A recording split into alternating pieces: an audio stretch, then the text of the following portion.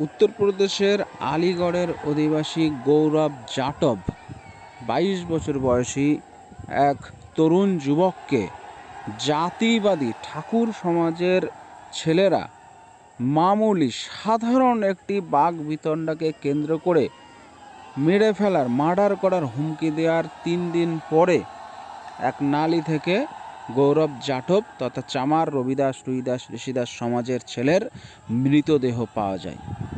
আজকে ১৪ দিন ধরে সেই সমাজের সেই পরিবারের তার সেই ছেলের নিকট আত্মীয় স্বজন বন্ধু বান্ধব সহ সকলে সরকারি দপ্তরের সামনে প্রশাসনের সামনে ধর্ণা দিতে তারা ক্লান্ত তাদের ছেলের মৃত্যুর ন্যায় পাওয়ার জন্য।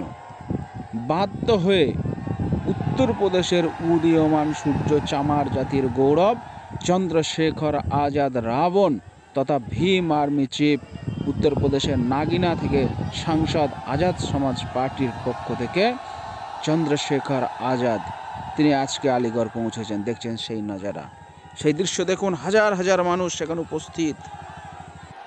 পরিবারের একমাত্র সন্তানের মৃত্যুর পর পরিবারের একজনের সরকারি চাকরি এবং ৫০ লক্ষ টাকা ক্ষতিপূরণ চেয়ে আজ বিরাট ধর্ণা প্রদর্শন হয়েছে। দেখছেন আপনারা সেই দৃশ্য।